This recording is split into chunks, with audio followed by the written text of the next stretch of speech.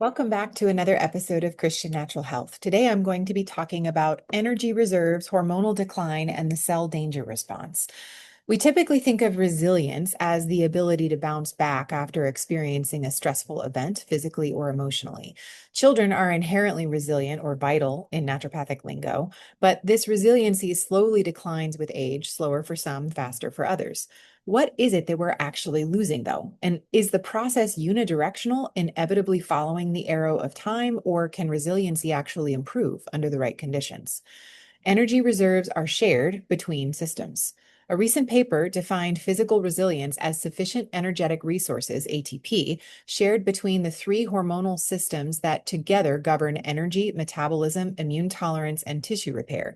The HPA axis, which is hypothalamic pituitary adrenal, that's what that stands for, the HPT axis, hypothalamic pituitary thyroid, and the HPG axis, which is hypothalamic pituitary gonadal. This is a hypothesis, but it corresponds well to physiologic patterns. It also makes sense given the fact that each of these three systems shares the first two levels in the chain of command, the hypothalamus and the pituitary. Like managers determining who gets the dollars in the budget, the hypothalamus and the pituitary prioritize who gets ATP first when there isn't enough to go around. Priority goes to immediate survival, cortisol, HPA axis, while conserving energy for later by slowing the thyroid down, particularly T3 in the HPT axis. The HPG axis governs tissue repair and reproduction, deemed lower priority in the moment. We'll get there when times are better. In this state, we're fatigued with poor tissue repair and recovery. The immune system makes an uneasy truce with invaders or substances it might otherwise perceive as threats. We just don't have the bandwidth to fight them. We're surviving on cortisol, but rapidly burning through ATP reserves. This is not just getting old, it means there's a problem that needs fixing. Chronic inflammation depletes the reserves. The paper describes a couple of factors that might deplete the body's ATP reserves. One is chronic inflammation, which both reduces the efficiency of ATP production and also consumes already available ATP with the immune response. Inflammation is always the body's intelligent response to a threat, at least initially. It's not the problem in and of itself.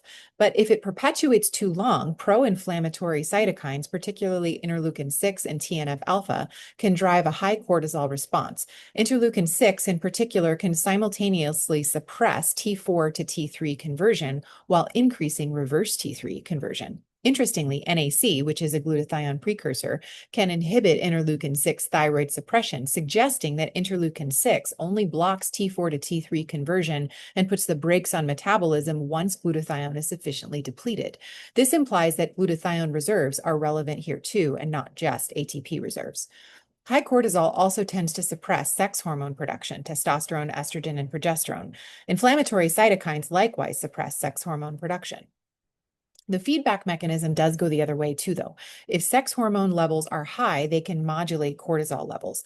This may be one reason why people often report feeling less inflamed after receiving bioidentical hormone replacement therapy, but not everyone reports this. I suspect it may depend on when the hormones are added in the context of the cell danger response cycle.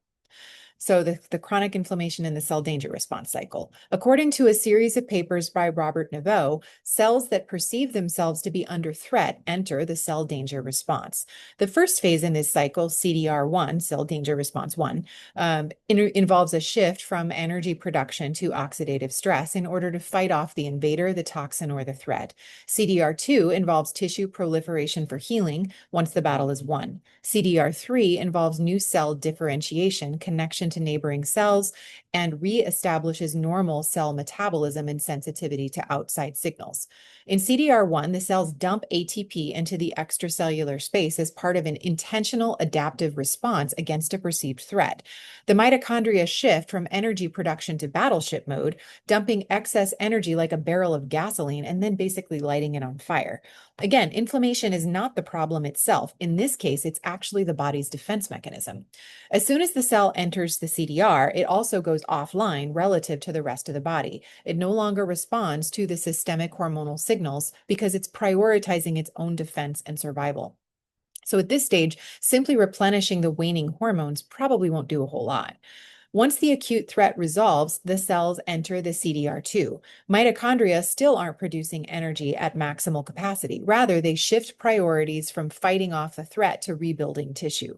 Since T3 turns up the juice on mitochondrial production, low T3 is also adaptive at this stage. Adding extra T3 in CDR1 or 2 would likely be working at cross purposes at best and might prolong the repair process. In CDR3, the threat is gone and repair is complete. Now we just need the all clear signal for everything to go back online and start responding to hormonal signals again. If we get that all clear, that's resiliency. We bounce back to health. If not, we get stuck in CDR1, 2, or 3. But how do we know which stage we're stuck in, since that should help determine which therapies would be most effective? So the CDR stage determination. There aren't a lot of studies drilling down into the details of this yet, so I'm just speculating here based on Naveau's descriptions of the characteristics of each stage. In CDR1, the cells are still inflamed and they're playing defense. Because of this, we'd potentially expect high inflammatory markers like high sensitivity CRP, ESR, that's the sedimentation rate, ferritin, and interleukin 6. Markers consistent with high oxidative stress, which might include low glutathione and high GGT. Those are kind of like a seesaw with each other, and high oxidized LDL. So this isn't the same as the LDL that you do on a normal panel. This is the oxidized version of that LDL. And what you're really looking at isn't the overall LDL amount, it's the oxidation. It also could show up, CDR1, possibly with evidence of a chronic infection, which might be implied if there's low white blood cells, or high calcitriol with or without low vitamin D. Calcitriol is the activated version of vitamin D. And sometimes when there's a chronic infection, the infection can hijack the vitamin D for its own purposes, in which case the calcitriol goes high. Evidence of extracellular ATP dumping. Since ATP ultimately breaks down to uric acid might be high, though uric acid can be high for other reasons if there's a history of gout or if there's metabolic syndrome. So I will include in the show notes the original articles that I originally wrote on the cell danger response and how to maybe identify what to do depending if somebody's stuck in CDR1. But just adding in anti-inflammatories, mitochondrial support, or hormones at that stage probably won't do the job. There's a root cause higher upstream, and we'd still need to deal with it. CDR2 is the repair phase, but since the cells are still trying to build rather than burn, getting stuck here often looks more like metabolic syndrome and related disorders. Since the mitochondria are in CDR2 or in Warburg metabolism, which is the same type of metabolism that cancer cells have, where they're half producing lactic acid and half producing energy, and we'd potentially expect to see evidence of this, which might be high lactate and possibly high pyruvate, which is the last step in glycolysis, if you care. This would indicate a bottleneck of pyruvate at the mitochondria, which are intentionally slowing down ATP production, instead shunting it toward lactic acid. Conversely, if you see lactic acid high but pyruvate okay, it might indicate more of a primary mitochondrial problem and not a stuck CDR2. We'd also theoretically anticipate metabolic dysfunctional dysregulation markers like high insulin, maybe high triglycerides, and possibly high uric acid. But again, in that case, it's due to its connection to insulin resistance more than to ATP spilling, as it would be if it was in CDR1. CDR2 is about growth and repair, requiring growth hormone and mTOR, but those aren't easily testable. So IGF-1 is a decent proxy for both. You can test those. So we might expect it to be stuck high in CDR2 also. And in CDR3, tissues are still offline and non-functional. They're no longer inflamed, but they're not healing either. And they're still not responding to the systemic hormonal signals. In a stuck CDR3, you might expect lower inflammatory markers, normalized oxidative stress markers. Lactate and pyruvate should be normal. IGF-1 should be low instead of high, no growth happening.